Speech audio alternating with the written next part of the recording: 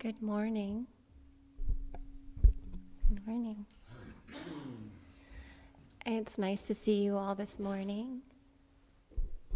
This very, very cold morning.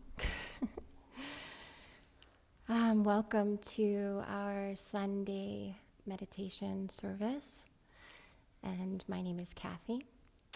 And today we will have bowing practice, and then we'll have sitting meditation practice and chanting practice. And we'll also have a Dharma talk by Reverend Ginger. And the title of her talk is Embracing the Aspiration for Buddhahood in Everyday Life.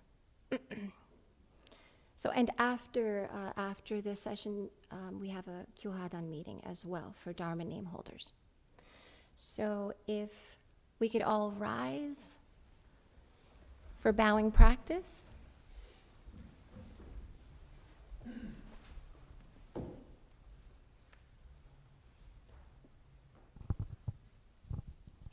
So bringing your palms together and your attention to the golden circle, the Ilwan song, which represents our original nature, our true nature, and also guides us to the path of practice. So you can do full bows or standing.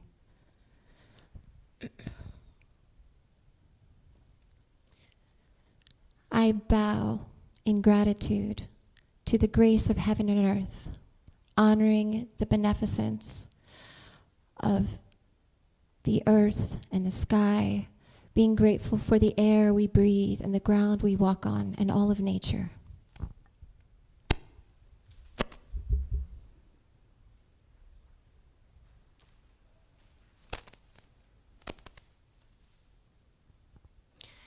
I bow in gratitude to the grace of parents, being grateful for the parents that gave birth to us, or those that have raised us, being grateful for our ancestors and anyone that has supported my life and my practice.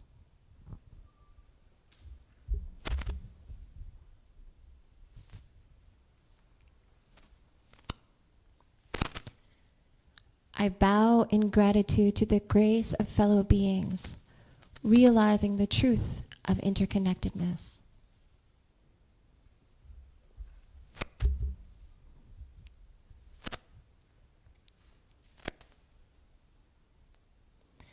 I bow in gratitude to the grace of laws, being grateful for the laws that keep us safe, that promote justice, being grateful for natural law and karmic law.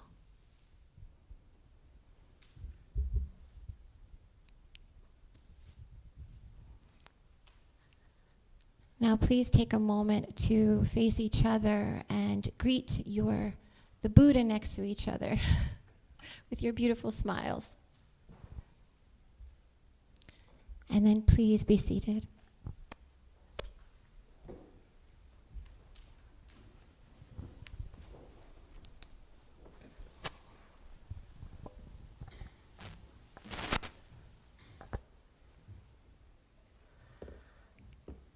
Take a moment to adjust your seat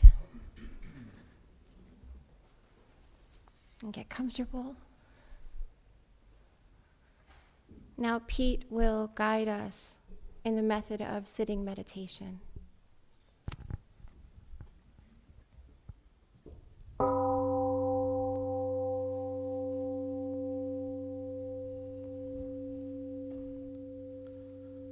The method of sitting meditation is simple and easy. Sit comfortably on the floor or in a chair. Breathe in, grab all your tension, and breathe it out. Open up your chest and heart, stretch up tall, and align your spine from your neck to your tailbone. Relax your shoulders and arms, then allow your hands to rest on your knees.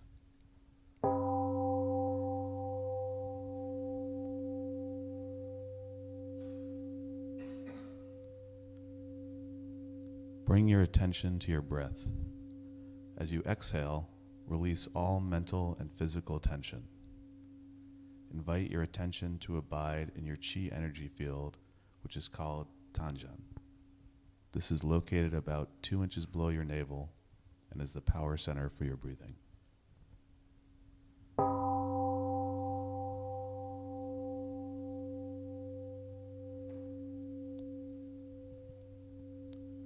Open your eyes and gaze downward over the end of your nose into the floor. Keep your mouth closed and allow the tip of your tongue to rest gently against the roof of your mouth. When your mind is concentrated and calm, pure and clear saliva may gather in the mouth. You may swallow it. Relax your facial muscles and notice your gentle smile.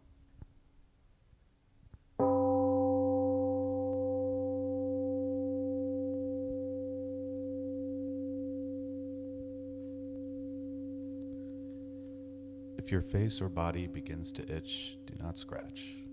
This is just a sign of the energy circulating in your body. Simply note the itching and let it pass. If your legs ache unbearably, you may change position very slowly and quietly so that you maintain a calm stillness and do not interrupt others.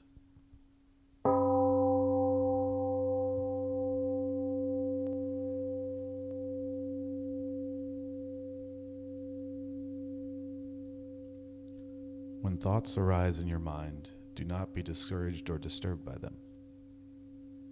Simply focus on your breathing without reacting to or playing with those thoughts. Recognize them as thoughts. They will disappear by themselves.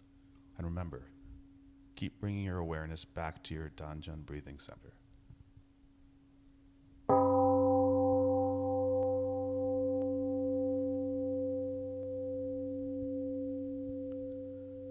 If you continue practicing meditation for a long period of time, you will rest in the realm of samadhi, deep meditation in which the mind is calm, concentrated, perfectly focused, and at peace, with no distinction between self and others, time and place.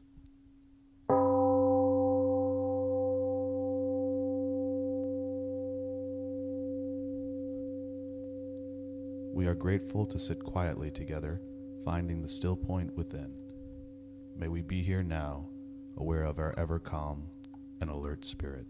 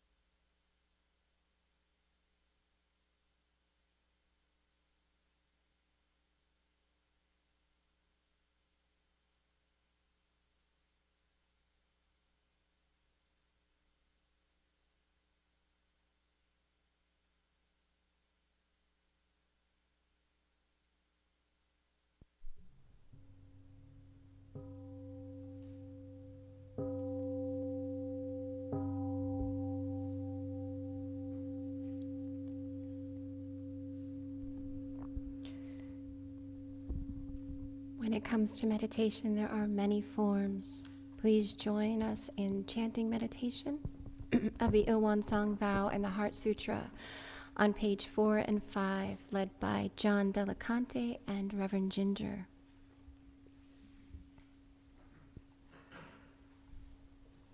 Ilwan Song Vow.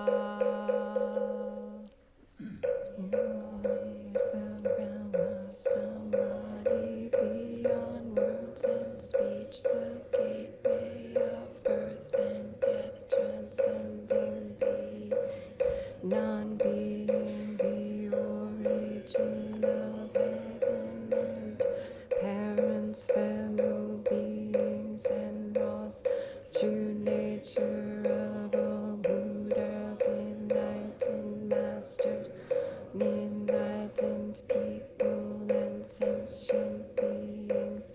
One manifests as both permanence and impermanence, viewed as permanence. One unfolds into an infinite world that is abiding, spontaneous, just as it is viewed as impermanent.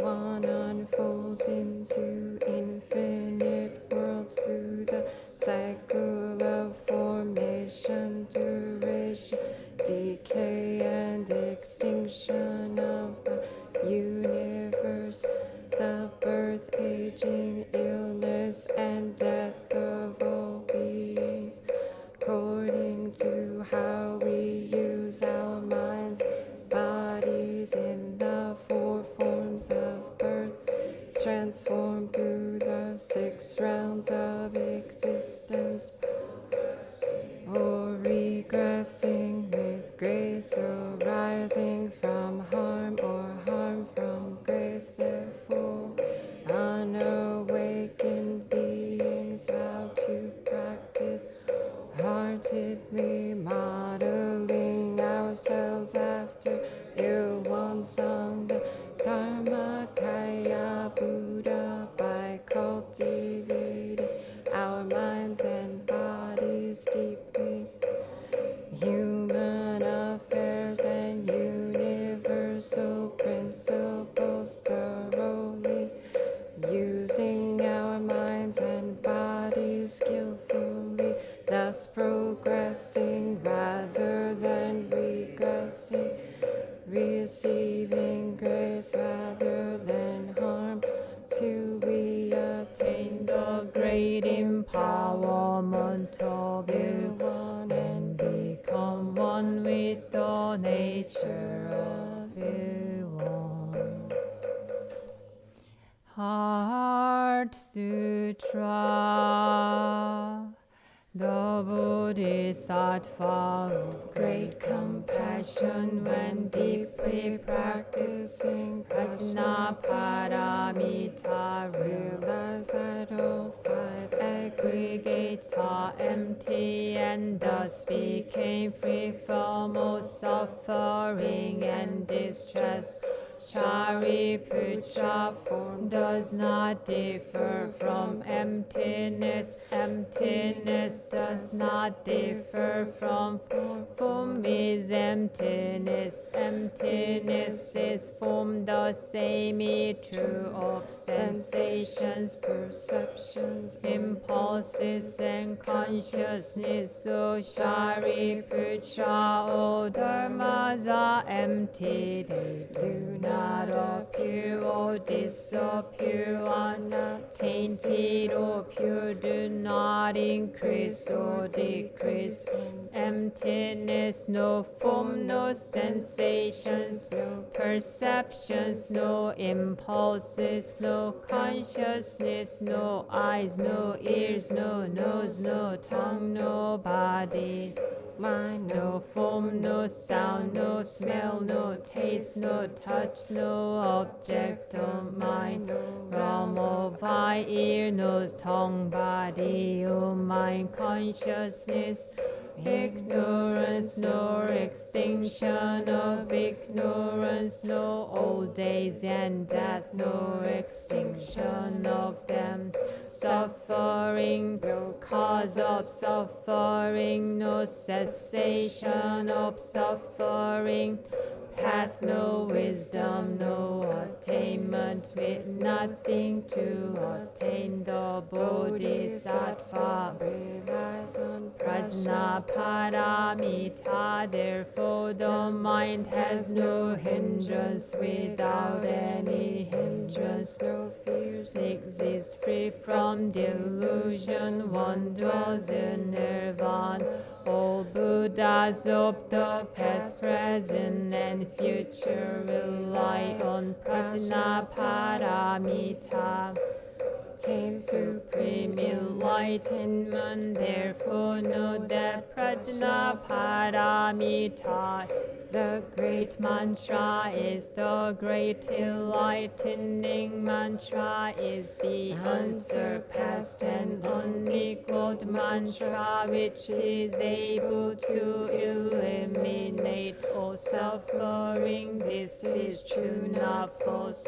Proclaim the Prajnaparamita mantra, which says, gone, gone, gone beyond, far beyond, now awaken, gate, paragate, parasamgate, bodhisattva, gate, paragate, parasamgate, bodhisattva, gate, paragate, parasamgate, bodhisattva.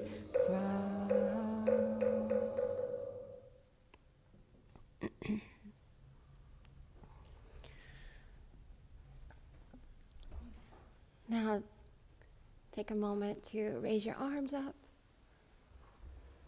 Breathe.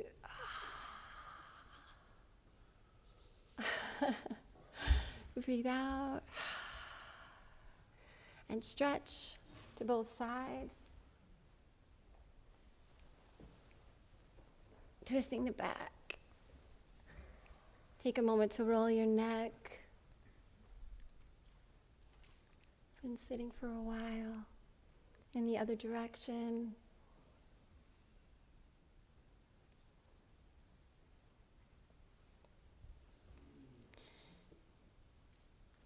And please bring your palms together and adjust your seat to welcome Reverend Ginger. Good morning. Good morning. Do you know the temperature right now?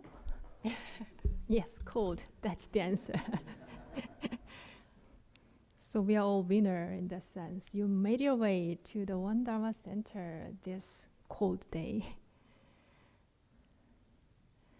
Attaining Buddhahood and saving sentient beings is extensively emphasized in various Buddhist traditions.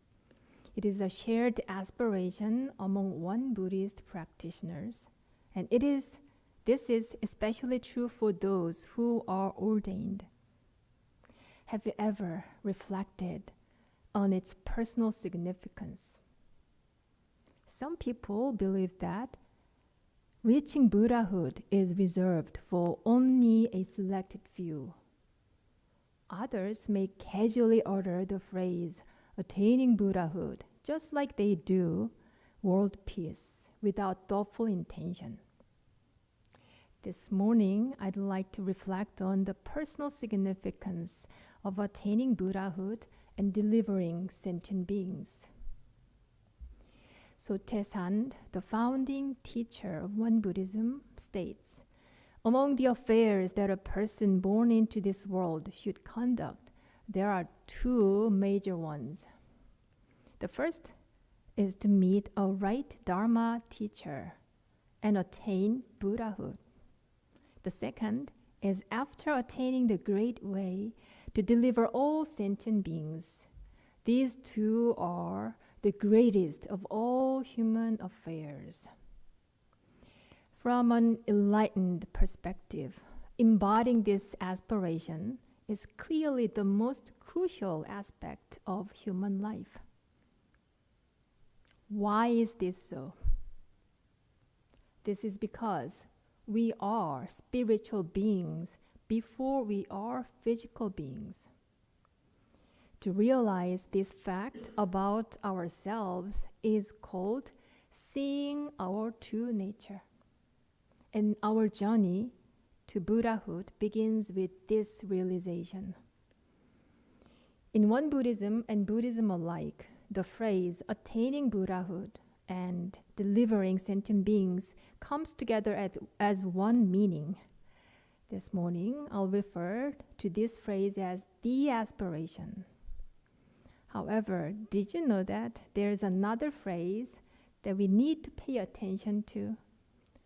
That one is seeing our true nature. Seeing our true nature refers to awakening to our authentic self. Attaining Buddhahood is made possible when we understand ourselves as spiritual entities. So let's think about this first. Consider what you identify with most of the time. Is it your body or your thoughts?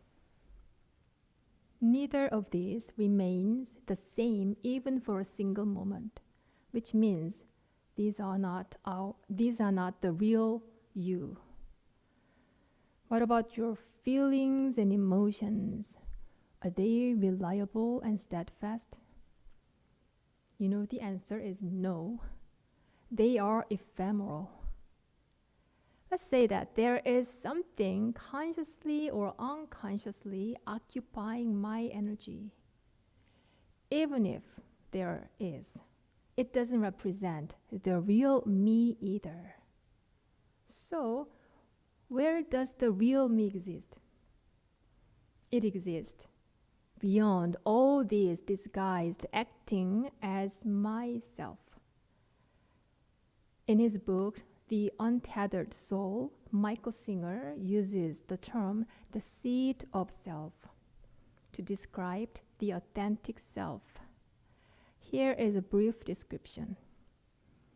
Much like the sun remains in the sky while illuminating objects with its radiant light, consciousness doesn't shift from its center to project awareness onto forms, thoughts, and emotions. If you ever wish to recenter, begin by saying hello inside repeatedly. Then observe that you are aware of that thought. Avoid thinking about being aware of it as that's just another thought. Instead, relax and acknowledge that you can hear hello echoing in the mind. This is your seed of centered consciousness. Being aware of what is happening inside and outside of our bodily sensations occurs from the seed of the self, the foundation of our consciousness. Awakening to this awareness is called seeing our true nature, which has multiple layers ranging from the glimpse of an aha moment to fully immersing oneself in that nature. No matter what level you are at, your wisdom eye will open up when you grasp the existence of the seed of self. And through this eye, you'll perceive yourself as a spiritual being. It is so crucial that enlightened teachers consistently strive to help awaken the unawakened to this truth. We must acknowledge that we need to borrow this wisdom eye from them until we are awakened to it ourselves.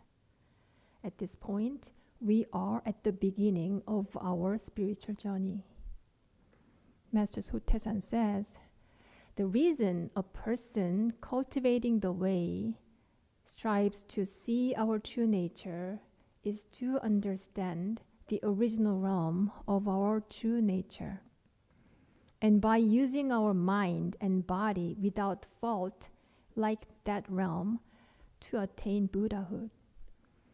If one only attempts to see their true nature without aspiring to Buddhahood, it would be of little use, like an axe that is well crafted but made of lead. As Master Sotaesan pointed out, our journey shouldn't stop only seeing our true nature. We need to continue in the direction of attaining Buddhahood. I believe embodying the aspiration is our birthright as spiritual beings. So what do we mean by attaining Buddhahood? Attaining Buddhahood means, first and foremost, to become an awakened one, a Buddha, and live a life as a Buddha. An awakened one has a Buddha's character and embodies this character through their life. Let's take a look at what the characteristics of a Buddha are like. Mr. Kim, one of the disciples of Master Sotaesan, praised Sotaesan with the following attributes. Firstly, his genuine and unselfish public spirit throughout his lifetime. Secondly, his consistent and pure sincerity. Thirdly, his magnanimity in embracing both the pure and the solid. Here is an anecdote that describes Sotaesan's character. One day, Sotaesan severely scolded a disciple as a way to break that disciple's unwholesome desires. A little later, Sotaesan observed that the disciple's mind had returned to wholesomeness, and so then treated him with love and encouragement. Sotaesan skillfully and compassionately adopted different attitudes depending on the needs of the situation. Obviously, an enlightened person possesses an enlightened mind. Just like a tree has its leaves and trunk connected to its root, our speech and action have our root, the mind. A Buddha's character has its foundation in the Buddha mind. Buddhas use their minds in the same manner, regardless of different surroundings they may encounter. Their actions are their signature. Their attitude is the same each time they speak and each time they use their minds and meet people. The 일원상, the circle image above me, reflects this signature of perfection, completeness, and selfishness.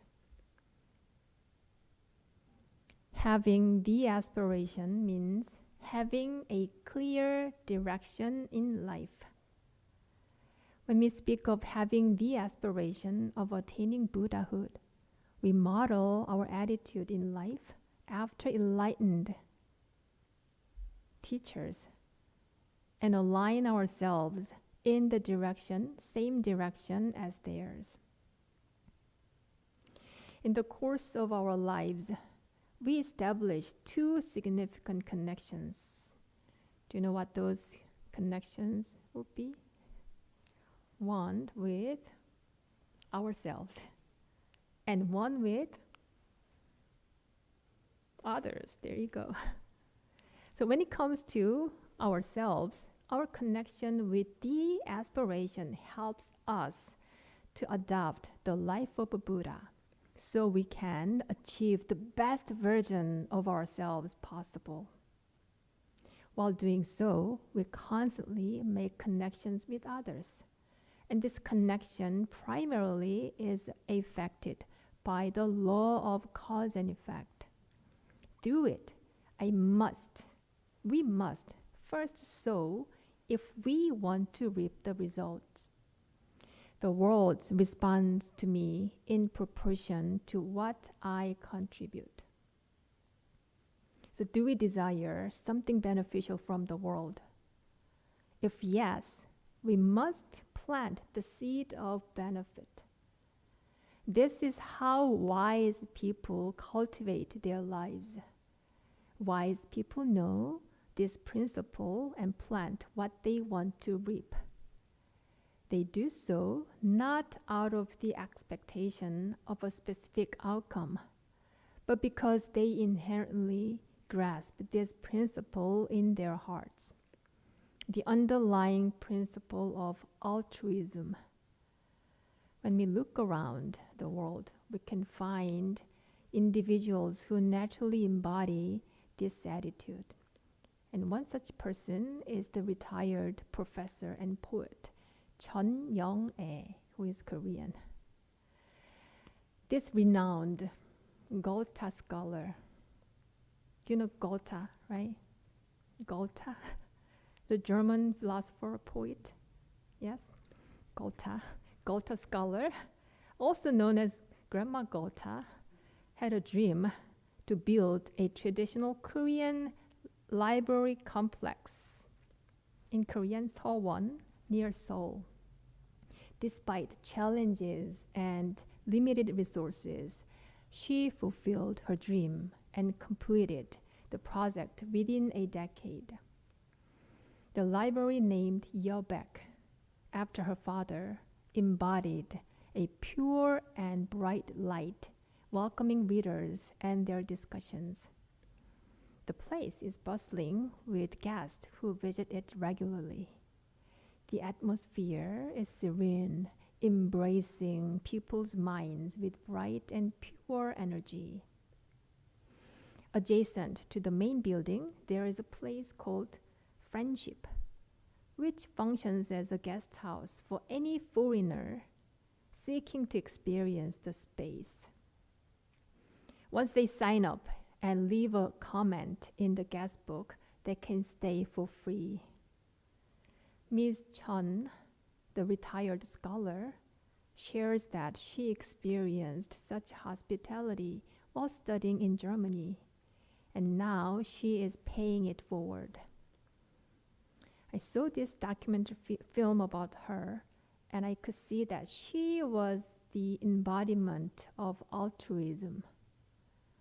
At the root of her altruistic actions, there were her dreams and hopes to share her values with the world. This altruistic way of life is also displayed in the lives of Won Buddhist teachers. All my teachers are those with altruistic vision of their lives, and their spirit manifests in their very humble manner. They consistently prioritize the needs of others over themselves. One typical instance is that whenever they receive something valuable, they make a deliberate effort to share it with others.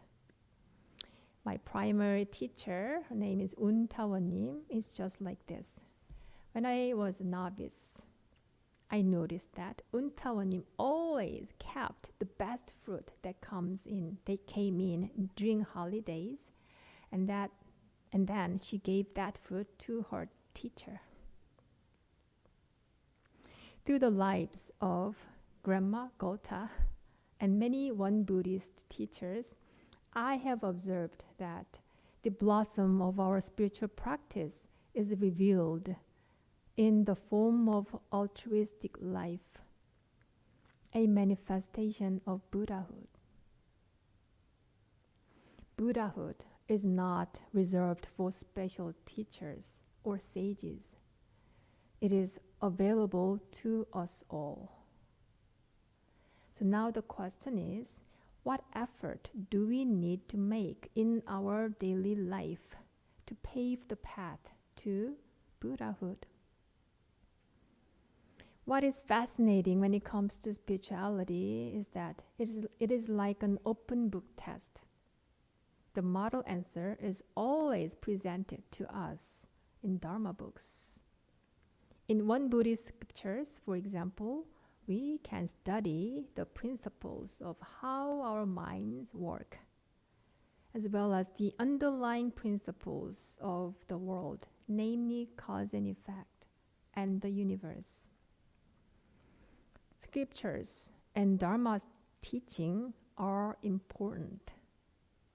What is even more important is how we integrate them into our everyday life. So how do we do this? First of all, bring attention to what you're experiencing and doing during your day. From time to time, invite the awareness into your daily tasks, keeping in mind that your awareness is primary and your task is secondary. This practice will help you align your day with the aspiration of becoming a Buddha. Secondly, be aware of how you spend your day. How do you fill up your plate usually? Most of our time may be devoted to taking care of our basic physical needs, such as feeding ourselves and clothing ourselves. Meeting financial obligations, sustaining our families, and advancing our careers are other crucial aspects in life. While striving for our physical well-being, let us also give ourselves a room to take care of our spiritual being. Set a time to be in silence. Meditate on your life's purpose. Documenting your day is one good way to nourish your spirit. Lastly, while doing all these good things, please remember to face your own unresolved issues that are awaiting for reconciliation. We all have our distinct life purposes. I believe that we are brought to this world to take care of them. Last year was pivotal for me in this way, and as a result, I have redirected the course of my practice. In December, I identified 10 significant personal events that happened to me in 2023. When I did so, I found something that I never paid attention to before, and this prompted me to deeply investigate my concealed karma. In the process, I was able to bring the aspiration of attaining Buddhahood and selfless dedication into my heart. And my own vow revitalized and renewed. We all need to integrate the aspiration into our daily life. In this process, the aspiration acts as the guideline of our life, both for our personal development and the growth of our spirit. So on this cold winter day, really cold, you came to the One Dharma Center. So contemplate the intentions that brought you here. Let them breathe in your everyday life, and regularly bring them to the forefront of your mind until you find your own aspiration for your spiritual journey. Embrace the aspiration of Buddhas, sages, and saints, and beautiful people like Grandma Gorta. In this way, we can live as glowing spiritual beings and spread grace and blessings along our Dharma journey. How does this sound to you? Thank you.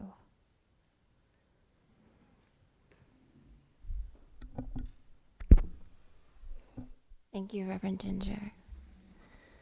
Now I have some insight as for something that Reverend Ginger taught me, which was that if there is ever a moment where there's not enough food in the Dharma hall, she waits. And it is such a great lesson. She will wait until everyone eats before she does. So thank you for that. And thank you for reminding us that Buddhahood is found in our everyday actions. With that in mind, let's follow our teacher's words to Buddhahood and open our books to page 6 for the Essential Dharmas of Daily Practice, led by Catherine O'Donnell. The Essential Dharmas of Daily Practice. 1. The mind is originally free from disturbance, but disturbances arise in response to sensory conditions. Let us restore the equanimity of our true nature by letting go of disturbances. 2. The mind is originally free from delusion, but delusions arise in response to sensory conditions. Let us restore the wisdom of our true nature by letting go of delusions. 3. The mind is originally free from wrongdoing, but wrongdoings arise in response to sensory conditions. Let us restore the precepts of our true nature by letting go of wrongdoings. 4. Let us replace disbelief, greed, laziness, and ignorance with belief, zeal, questioning, and dedication. 5. Let us turn resentment into gratitude. 6. Let us turn dependency into self-reliance. 7. Let us turn reluctance to learn into willingness to learn well. 8. Let us turn reluctance to teach into willingness to teach well. 9. Let us turn lack of public spirit into eagerness to serve the good of all.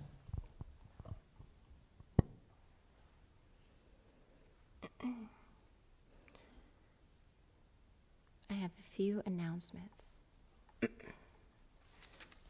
So we have a retreat coming up in April. It's April 11th through April 14th. And it is led by Reverend Grace Song from the Wan Institute and Reverend Ginger. It's journaling as a way to nurture inner peace and a tool for self-love. And this is a really valuable tool that is really unique to Wan Buddhism. So if you want to go to a retreat, this is a really good one to go to. And then also, I think we have one more spot, I believe, Reverend, you, right? For the Yongsan stay, so Yongsan, Korea, there is on May 8th through May 21st. If you are at all interested in, this is sort of a spiritual journey, an intensive retreat, where we get to go to the birthplace of our founding master, Sotasan, and learn more about the history and have a more integrative experience with Wan Buddhism and really learn about it. So I've done this. It's really lovely. And then to close today, oh, also, I mentioned this before, but there is a Kyohadan meeting for Dharma name holders after service, directly after service. So please join if you have a Dharma name. So to close today, I'm going to ask you just to bring your palms together. And I'm going to read something that Michael, our Dharma brother, gave to me today. So if you open your hearts and your minds and your ears and listen. Hide my glasses. May this house, this One Dharma Center, shelter your life. When you come in home here, may all the weight of the world fall from your shoulders. May your heart be tranquil here, blessed by peace the world cannot give. May this home be a lucky place where the graces of your life desires always find the pathway to your door. May nothing destructive ever cross your threshold. May this be a safe place, full of understanding and acceptance, where you can be as you are without the need of any mask of pretense or image. May this home be a place of discovery, where the possibilities that sleep in the clay of your soul can emerge to deepen and refine your vision for all that is yet to come to birth. This is John O'Donoghue. Thank you very much for your practice with us. And we will see you next Sunday.